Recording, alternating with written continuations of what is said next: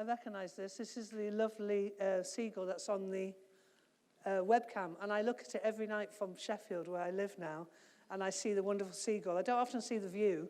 I see the seagull sat in front of the webcam. I wanted to start with this picture because when I first came back about a year ago to the Winter Gardens, I came back because I was part of the trustee board. I was a new trustee. And then sadly, the previous chair of the Winter Gardens, as we all know, Evelyn Archer, sadly died. And then we found ourselves in a position of having to take over the Winter Gardens and kind of look at what it could be. And I saw this photograph, or this image from Eden, which was very exciting, but I actually wasn't looking at the shells and the wonderful design. I was looking at that red building in the middle, literally across the road. And I realized, wow, I'm going to have some amazing neighbors. And because that building that you see across the road is the Winter Gardens. And what I want to talk to you about tonight is Eden is not going to be the great white hope of Morecambe. Morecambe has to help itself. And people who run buildings and are part of Morecambe have to be ready for Eden so that we are a suitable and fitting and amazing companion to be part of that story. So my job for the next 5 years, if I'm still allowed to be, is to make the Winter Gardens ready for Eden and for Morecambe and also for the United Kingdom. Because it is a building of international and national significance. So there we are. That's the Winter Gardens as we see it today. I just want to ask, how many people in this room have been into the Winter Gardens? Okay. How many of you have been in the last year? And have you noticed the difference? So I want to talk to you about that difference and why it's so important that we get this building ready and what this building could be and what the vision for the building could be. So health and well-being abounds. Morecambe Winter Gardens was the original place where you went for health and well-being. The original Winter Gardens in 1876, where you could have a tepid bath of Morecambe seawater. And we still actually have one of those original baths still in the building itself.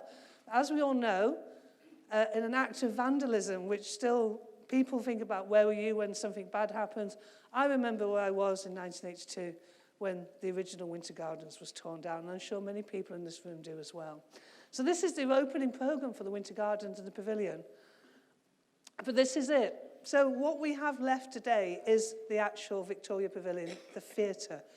And we talk about cycles, David's lovely cycle of tourism. You can see that in the Winter Gardens. Every 30 years, a new owner. And it wasn't really a successful theatre. And I'm talking as a professor of entertainment history now. The Winter Gardens Morecambe was not a successful theatre in many aspects of the word. It wasn't a world-class theatre in what it attracted, but it was the potential to be. And in the first 10 years, it was a world-class venue. And this is the different owners that you have, and it's important to see, because what happened then, it was demolished. And thanks to the amazing Friends of the Winter Gardens, of which there are many in here today, the building was saved. And then it took another 20 years before they got to own the building. And then now, in the last 20 years, or in the last 10 years, what is this building? And people say to me, well, what's so special about the Winter Gardens? Well, it's a grade 2-star listed building, and to people, that is only 6% of the buildings in the United Kingdom. Only 6% of the buildings are grade 2-star. It's on the National Buildings at Risk Register, which doesn't mean that it's actually going to fall down. It means it's of such historical significance that it has to be protected at all costs. Its formerly capacity of 2,500, which makes it one of the largest venues in the Northwest. The only larger venue in terms of a theatre is the Opera House in the Winter Gardens, Blackpool. So that's the capacity we have in terms of a 19th century theatre. The only theatre outside in the Northwest that is larger is the Opera House in Blackpool. It opened in 1897, it closed in 1997. It's had years of risk, salvation, and currently owned and operated by the Winter Gardens Preservation Trust, which I'm highly honoured. I never thought as a child on the Winter Gardens Fairground, when I used to jib in, like many people did, and go up in the gods and watch things for nothing, I never thought that I would then be responsible for this building. And what And what I want to show you is what this building looks like today. It is quite magnificent. It does need money spending on it, and lots of money, but what it really needs, love, respect, attention, and also help. We need help from the local people. We need volunteers, but we really need people who want to come in. We are open for business. These are just two aspects. That's wonderful ceiling. Winter Gardens was actually designed almost to be a railway station. The structural beams of the railway station are similar to St. Pancras in London. What they did is they covered it in this amazing plaster. So it's the largest expanse of fibrous plaster in the country when it opened, the same designers of the Winter Gardens Blackpool, and the stained glass. So what we've been trying in the last 9 months is these 3 R's: renovation, restoration, and relationships. And the Trust has raised over £250,000 since March this year. I think that's quite an amazing achievement, which is more than the Trust has raised in 10 years. And what we don't want to do is basically go for like the 12 million, which was what happened last time. And the building really wasn't ready for that. It's a gradual restoration, a gradual renovation, where we open up more and more of the building and build up what we want to have in the building. To repair, to restore the plasterwork, to enable capacity. And currently we're at 700. But in reality, it should be 2,500. In fact, it could be up to 3,000 if we get all the kind of structures in place. And then we want to see the governance and best practice. So the money we have is for very practical things. Essentially, you'll be all pleased to know that there will be a heating system put in next year. You'll be all pleased to know that beautiful plaster ceiling will be protected, soundproofed, and also put a system in place that we can have different kind of music in there. But what I want to think about it is the vision and potential. The Winter Gardens Morecambe, the Victoria Pavilion, was built as a concert hall and not just a variety theatre. In its long and illustrious history, Elgar had 5 concerts in the Winter Gardens Morecambe, 5 premieres from 1903 to 1908. So the Winter Gardens was known as the Albert Hall of the North. It was a place for middle-class respectability. This is when Morecambe was a place, as my grandmother used to say to me, Morecambe was where a middle-class man bought his mistress, and Blackpool was where a working-class man took his slapper.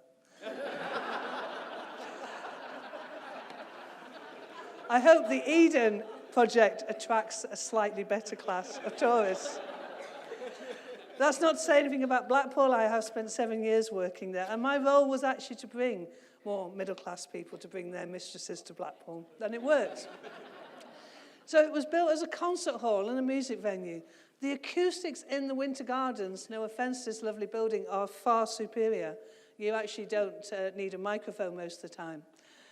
It was a home for variety and theatre, but it was also a home for the Morecambe Music Festival. And the Morecambe Music Festival was so famous that when Elgar was asked in 1903, where is the future of classical music? He said somewhere further north, and he meant Morecambe. This place, this whole area was famous for its singers, for its choral music, for its working class tradition of choirs. And I think it's wonderful that we're bringing choirs and music back to the Winter Gardens. It was a home to Vaughan Williams and to Elgar, and it was a home to the Halley Orchestra all the way through the 1940s. So the Halley Orchestra, which is Lancashire's orchestra, only now ever plays in Blackburn or in the Bridgewater Hall. It plays more in Sheffield than it does in Lancashire. And we want to bring the Halley Orchestra back.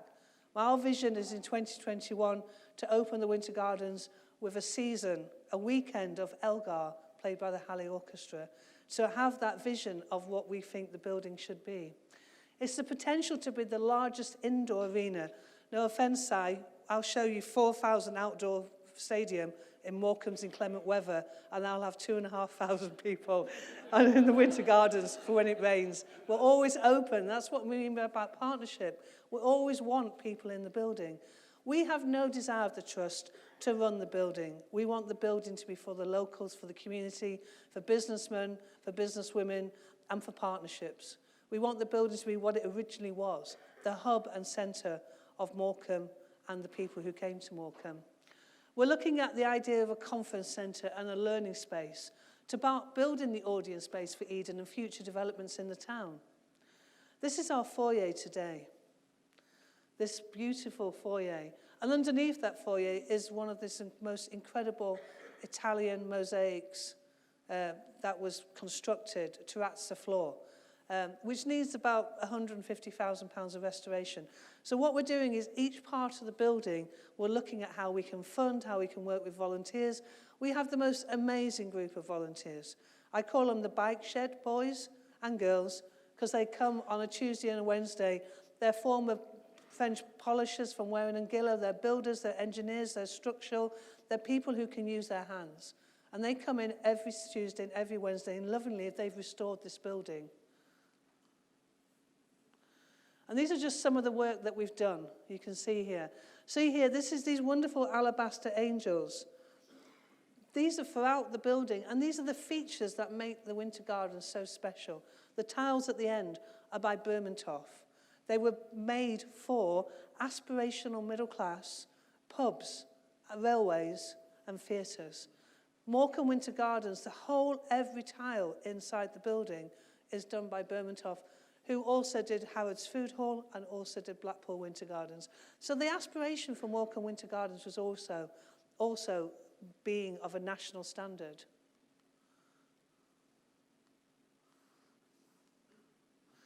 These are areas that you don't see. So when you walk in, you see the muses of song and dance and music and poetry. Gives you an idea. Those are the boxes. But these are the park. Now, one of the interesting things about the Winter Gardens when I first came back, I thought, I don't really understand this building because it's not just a theatre. 1/3 of the building is not used. 1/3 of the building was for promenading, for smoking, for those kind of wonderful moments where you could have an indoor pier and you could walk along the whole length of the Winter Gardens and the Victoria Pavilion and walk along inside a building and these spaces. But why not think of it as a conference and learning centre? Why not think of it as a place where people could come to Morecambe, not just party political broadcasts or conferences, but national conferences to go alongside what's going on in Eden. Let's build it up. This is a CAD that one of our volunteers done, a conference hall for Morecambe. So we can increase the capacity. You know that we're doing the chair campaign, where our volunteers and through the help and sponsorship of people in Morecambe, we've raised over £15,000 to restore the chairs back into the original Winter Gardens. But we still need more. But there we are. So this is when George Formby appeared at the Winter Gardens in 1947, and that's our wonderful, wonderful roof, which has caused us lots of problems, but we've now got £150,000. And once that's done, and the heating, we hope within the next 12 months the capacity will be 1,500. And we will build that audience. I'm not expecting an audience overnight of 2,500 to come to the Winter Gardens, but I hope within the next 2 to 3 years we'll increase the capacity from 700 to 1,000 to 1,500 and bring national and international promoters to Morecambe to see the view and to also. But this is the space. How many of you have actually been onto the 2nd and 3rd floor of the Winter Gardens? How many of you have been on one of my tours?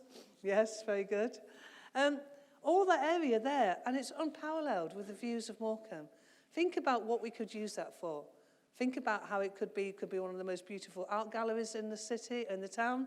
But what could we use this for? And this is the top floor. It could be the most incredible restaurant or creative space. But one of the things we have to do is learn how to work with the building. And we want local businesses to come and talk to us. We want you to be part of that story. We are not a closed building or a closed organisation. We are open for business and we're open for new ideas and new blood. As much as I love my Tuesday and Wednesday volunteers, I do want to bring the average age down to 70. So, no offence, Malcolm, 50. So it's partnerships, the new imagining of the resort through mutual branding and storyboarding. I've had wonderful conversations with Si. Do you know that Morecambe had its own blue? Morecambe blue. The Winter Gardens throughout it is covered in this beautiful shade of blue. It was called Morecambe blue. It was not just the Naples of the North, it had its own colour, its own branding. We want a diverse visitor attractions, attracting a different, higher spending market. It is about economics as well. It is about the secondary spend and how much people spend. And we want there to be other venues and other attractions in Morecambe for people to come to. We want to see types of events that show off the building and don't destroy the building. We want types of events that respect the building, but we don't want to pick all the building in Aspic. I did 7 years of seaside shows in Blackpool. I want a different type of show for Morecambe. We're looking at community engagement and willing to be part of any further dialogue. And we need trustees, additional volunteers and input. Our door is always open. So the Winter Gardens itself, I look at this and I see it's the end of a perfect day at Morecambe. The Winter Gardens was the original part of Morecambe's regeneration, and it was 13 amazing businessmen and women from Bradford who built the Winter Gardens. Believe it or not, 13 investors from Bradford. But today, we need investors from our town, from our resort, from our region, and we need to know that I was brought up saying, what Lancashire does today, the world does tomorrow.